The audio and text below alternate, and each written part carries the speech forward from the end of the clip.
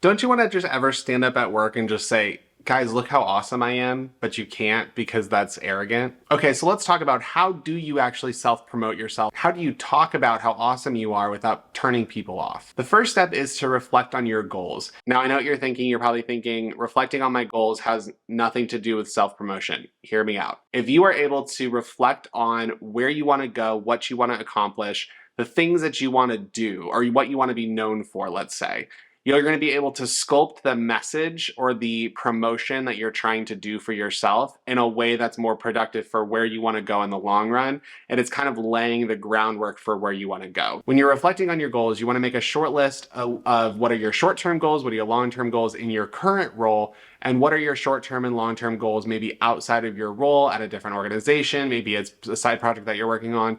What are the things that you want to accomplish? You also want to document what are the skills that you need to accomplish those goals? What are the things that you need to do, or maybe that you already do, that are going to propel you into that success? The second thing that you want to do is you want to identify your strengths and your achievements, the things that you have done and the things that you have worked on that have propelled you to the place where you are today. Specifically, you should know what are your professional strengths when it comes to being able to contribute to a project, for example. So for me, I am really a strategic thinker. I like to think kind of connecting dots that other people might not see. So when I'm on a project, the value that I bring, the strengths that I have are around connecting dots or connecting strategy to the work that we're doing in a way that people maybe didn't see before. If you know that about yourself, you're able to bring that value and articulate that value in a group setting and make sure that people are aware of here's what I have done, here's what I'm capable of doing.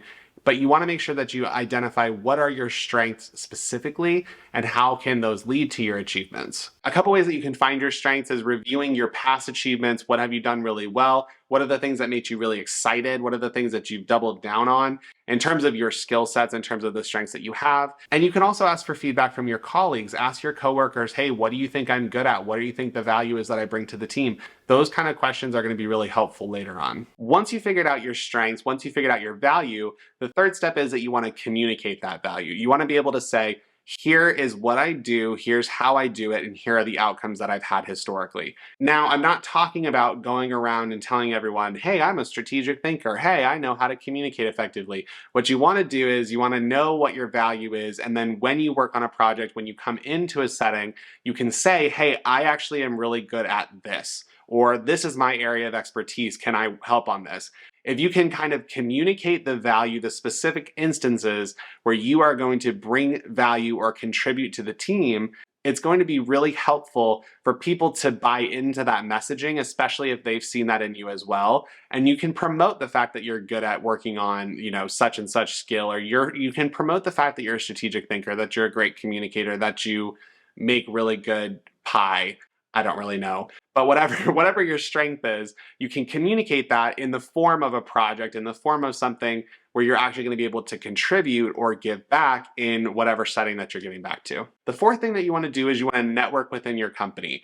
Your team probably knows already some of your skill sets, and if you want to lay the groundwork for getting a promotion later on or people recognizing you for the work that you've done, it's going to involve you networking within the organization, knowing who are the key stakeholders who are going to be important for you later on. Maybe talk to them about some of the stuff that they're doing and say, hey, this is a skill set that I want to grow. This is a skill set that I'm really good at. Do you guys need help with anything? Is there anything that we can work on together to kind of bring your skill set to a wider range of people so that they know what you're working on, who you are, and most importantly, they know what your strengths are and the value that you bring to the organization. The fifth thing that you want to do is you want to invest in your professional development. This could be in something that you're already good at that you want to learn more about. It could be something that you haven't done but you want to. It could be something that's required for your role in the future that you want to just work on and do something relating to, I don't know, a skill set that you haven't learned yet. But the more that you learn or the more that you grow your skill set, you're able to bring that contribution or that value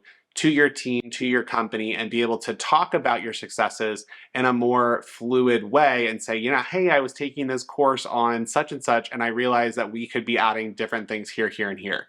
That's usually how it works, is self-promotion only comes in the form of being able to have a platform to communicate those successes. Does that make sense?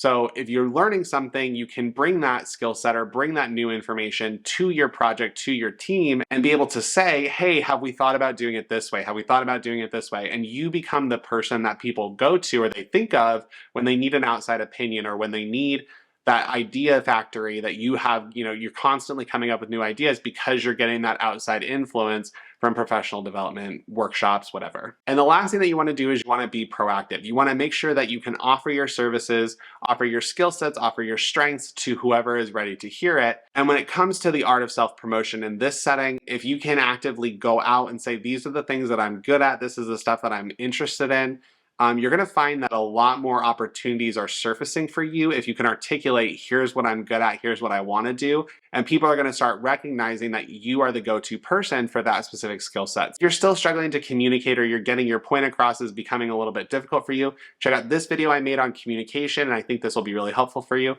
And with that, I will see you on the next one.